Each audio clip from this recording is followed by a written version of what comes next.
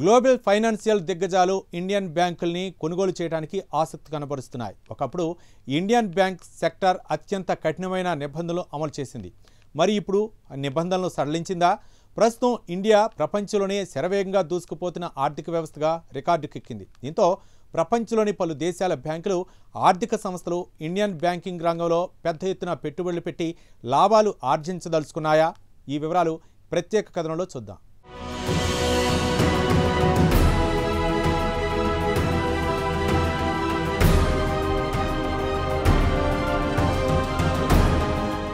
ఒకప్పుడు ఇండియాలోకి విదేశీ ప్రత్యక్ష పెట్టుబడులు లేదా ఎఫ్డిఐ వరదలా వచ్చి పడ్డాయి. అయితే ఇటీవల కాలంలో ఎఫ్డిఐ కాస్త మందగించింది. అయితే దేశంలోని ఫైనాన్షియల్ సెక్టార్లోకి గత 24 నెలల నుంచి ప్రపంచంలోని అతి పెద్ద బ్యాంకులతో పాటు నాన్ బ్యాంకింగ్ కంపెనీలు ఇండియాలోని బ్యాంకుల్లో పెద్ద ఎత్తున పెట్టుబడులు పెట్టడానికి క్యూ కట్టాయి. ఉదాహరణకు దుబాయ్కి చెందిన ఎమిరేట్స్ ఎన్బిడి నుంచి జపాన్కు చెందిన సుమిటోమిటో మిట్సు బ్యాంకింగ్ కార్పొరేషన్ లేదా ఎస్ఎంబిసి, బ్లాక్ స్టోన్, బ్యూరిచ్ insurance, Abu Dhabi international holding company లేదా ఐహెచ్సి లాంటి కంపెనీలు ఇండియాకు చెందిన బ్యాంకులు, బీమా కంపెనీలు, నాన్ బ్యాంకింగ్ ఫైనాన్షియల్ కంపెనీల్లో పెట్టుబడులు పెట్టడానికి ఆసక్తి చూపుతున్నాయి. ఒకప్పుడు ఇండియన్ బ్యాంకింగ్ రంగం అత్యంత కట్టుదిట్టమైన నియంత్రణలో ఉండేవి.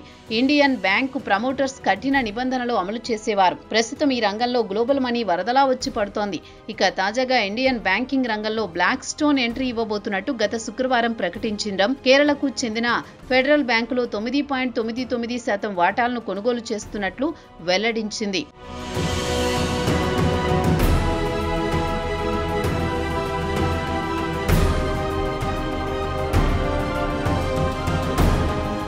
ఈ నెలలోనే దుబాయ్కి చెందిన ఎమిరేట్స్ ఎన్బిడి కూడా ఆర్బిఎల్ బ్యాంకుల్లో 60% వాటాను కొనుగోలు చేస్తున్నట్లు, దీనికి $3 బిలియన్ పెట్టుబడులు పెడుతున్నట్టు ప్రకటించింది. ఇప్పటి వరకు ఇండియన్ బ్యాంకింగ్ సెక్టార్లో భారీ ఎత్తున పెట్టుబడులు పెట్టి టేక్ ఓవర్ చేసింది దుబాయ్కి చెందిన ఎమిరేట్స్ ఎన్బిడి అని చెప్పుకోవచ్చు. అంతకుముందు జపాన్కు చెందిన ఎస్ఎంబిసి బ్యాంకులో 25% వాటాలు కొనుగోలు చేసింది. దీనికి గాను $1.6 బిలియన్ పెట్టుబడులు పెట్టింది జపాన్కు చెందిన ఎస్ఎంబిసి.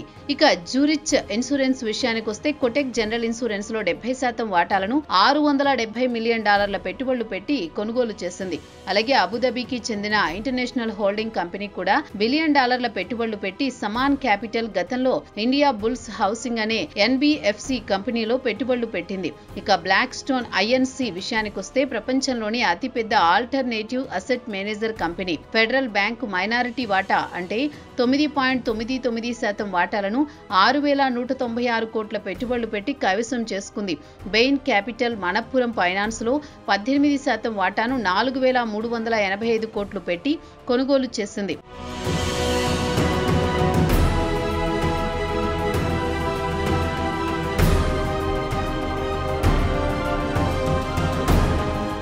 ఇదిలా ఉండగా రిజర్వ్ బ్యాంక్ కెనడాకు చెందిన ఫెయిర్ ఫాక్స్ కు కేథలిక్ సిరియన్ బ్యాంకులో 40% పెట్టుబడులు పెట్టడానికి అనుమతించింది. ఈ పెట్టుబడులతో బ్యాంకు తిరిగి తమ వాణిజ్యపరమైన లావాదేవీలు ప్రారంభించడానికి వీలవుతుంది. అయితే పైన తెలిపిన డీల్స్ విషయానికి వస్తే గ్లోబల్ ఫైనాన్స్ కంపెనీలు లేదా ఇండియన్ బ్యాంకింగ్ సెక్టార్ క్రమంగా పుంజుకుంటుందన్న అంచనాతో పెట్టుబడులు పెట్టి వాటాలు దక్కించుకుంటున్నాయి. ఇక రిజర్వ్ బ్యాంక్ కూడా ఆచితూచి గ్లోబల్ ఫైనాన్షియల్ కంపెనీలను ఇండియన్ బ్యాంకింగ్ సెక్టార్ లో అనుమతిస్తోంది. ఇక మెకెన్సీ అండ్ కంపెనీ అంచనా ప్రకారం ఇండియన్ బ్యాంకింగ్ ఇండస్ట్రీ 2024లో నికర ఆదాయం $46 బిలియన్ ఆర్జించిందని ఒక నివేదికలో వెల్లడించింది. ఏడాది ప్రాతిపదికన చూస్తే 31% వృద్ధి కనిపించింది. అయితే గ్లోబల్ యావరేజ్ తో పోల్చుకుంటే ఇండియన్ బ్యాంకింగ్ ఆదాయం ఎక్కువగా కనిపిస్తోంది. ఇండియన్ బ్యాంకుల వద్ద భారీ ఎత్తున నగదు నిల్వలతో పాటు మూలధనం పుష్కలంగా ఉన్నందువల్ల ఈ క్రెడిట్ రిస్క్ తక్కువగా ఉందని మెకెన్సీ అండ్ కంపెనీ తాజా నివేదికలో వివరించింది. ఇక ఇండియాకు చెందిన బ్యాంకులు హోటల్, సేల్, రిటైల్ రెవెన్యూ బలంగా ఉందని, అయితే బ్యాంకింగ్ సెక్టార్ బలంగా ఉన్న ఇండస్ట్రీ రుణాల వాటా చాలా తక్కువగా ఉందని, దీర్ఘకాలంలో బ్యాంకింగ్ రంగంలో పెద్ద మొత్తంలో సంపద సృష్టించవచ్చని మెకెన్సీ గ్లోబల్ బ్యాంకింగ్ తాజా నివేదికలో వివరించింది.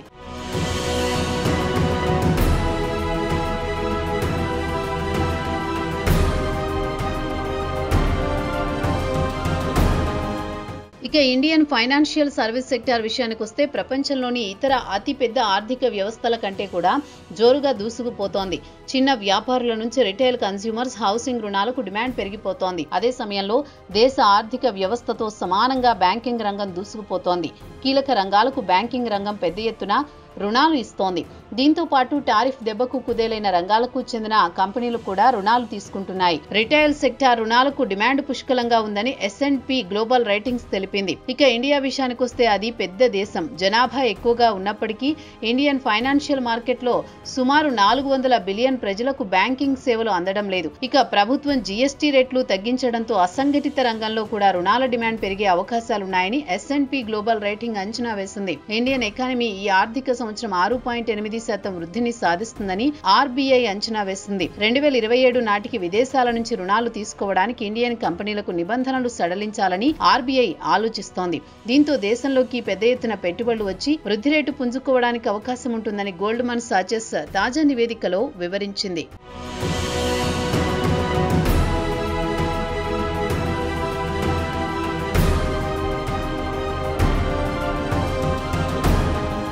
మరి రిజర్వ్ బ్యాంక్ ఆఫ్ ఇండియా భారత ప్రభుత్వం క్రమంగా బ్యాంకింగ్ రంగంలో నిబంధనలు సడలించడానికి గల కారణాలేంటి? విదేశీ కంపెనీలు బీమా కంపెనీలతో పాటు ప్రైవేటు బ్యాంకుల్లో పెట్టుబడులు పెట్టడానికి ఎందుకు అనుమతిస్తున్నాయి? ప్రస్తుతం బీమా కంపెనీల్లో 100% వాటాలు కొనుగోలు చేయడానికి, ప్రైవేటు బ్యాంకుల్లో 74% వాటాలు కొనుగోలు చేయడానికి RBI అనుమతి ఇస్తోంది. అయితే ఆ నియంత్రణ సంస్థల అనుమతితోనే విదేశీ కంపెనీలు వాటాలు కొనుగోలు చేయడానికి అనుమతిస్తున్నాయి. ఇక దేశంలోని అతి పెద్ద ప్రైవేటు బ్యాంకుల్లో 2వ స్థానంలో ఉన్న HDFC బ్యాంకులో విదేశీ పోర్టుఫోలియో ఇన్వెస్టర్లు FPI 48.39% వాటాలు కొనుగోలు చేసింది. అలాగే ఫెడరల్ బ్యాంకు, సౌత్ ఇండియా బ్యాంకులకు ప్రమోటర్లు లేరు. ప్రస్తుతం ఇండియన్ ఫైనాన్షియల్ సెక్టార్ విదేశీ పెట్టుబడులను ఆహ్వానిస్తోంది. అయితే విదేశీ పెట్టుబడులను ఆహ్వానించినా రిజర్వ్ బ్యాంక్ నియంత్రణలోనే పనిచేయాల్సి ఉంటాయి. దీంతో గ్లోబల్ షాక్ల నుంచి రక్షణ కవచంగా ఉంటాయి. ప్రస్తుతం అమెరికాతో పాటు యూరోప్లో మార్కెట్లో బీమా కంపెనీలు స్తంభించిపోయాయి. దీంతో ఈ కంపెనీలకు ఇండియాలో అవకాశాలు మెండుగా ఉన్నాయని ఇక్కడి పెట్టుబడులు పెట్టడానికి ఆసక్తిని చూపుతున్నాయి.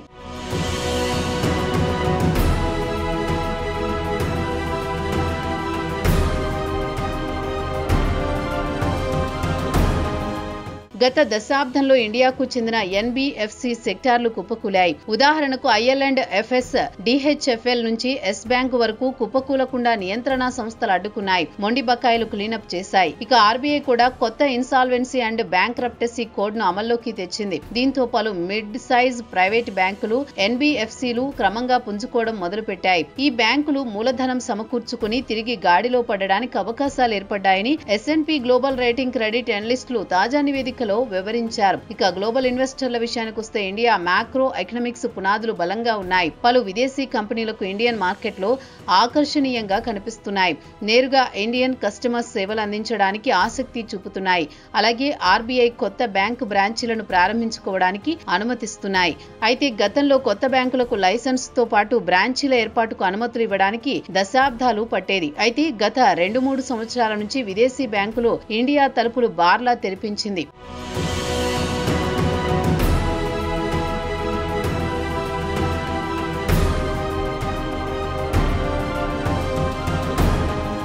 బ్యాంకింగ్ రంగంలో విదేశీ మూలధనం రావడంతో బీమా రంగంతో పాటు రుణాల డిమాండ్ పెరుగుతుంది. 2030 నాటికి ఇండియన్ GDP $7 ట్రిలియన్ చేరుకోవాలంటే విదేశీ పెట్టుబడులు తప్పనిసరి. ఇక బ్లాక్ స్టోన్ లాంటి దిగ్గజ కంపెనీలు ఇండియాలో పెట్టుబడులు పెట్టడానికి ప్రధాన కారణం దేశంలో జనాభా ఎక్కువగా ఉండడంతో పాటు డిజిటల్ వినియోగం పుంజుకోవడంతో పాటు ప్రజల్లో వినియోగం పెరిగింది. దీంతో పాటు రాజకీయ స్థిరత్వం వల్ల విదేశీ ఇన్వెస్టర్లకు ఇండియన్ మార్కెట్లో ఆకర్షణీయంగా కనిపిస్తోంది. అయితే విదేశీ బ్యాంకులకు లేదా ఫైనాన్షియల్ కంపెనీల్లో పెట్టుబడులను అనుమతించాలా వద్దా అనేది చివరగా నిర్ణయం తీసుకునేది RBI.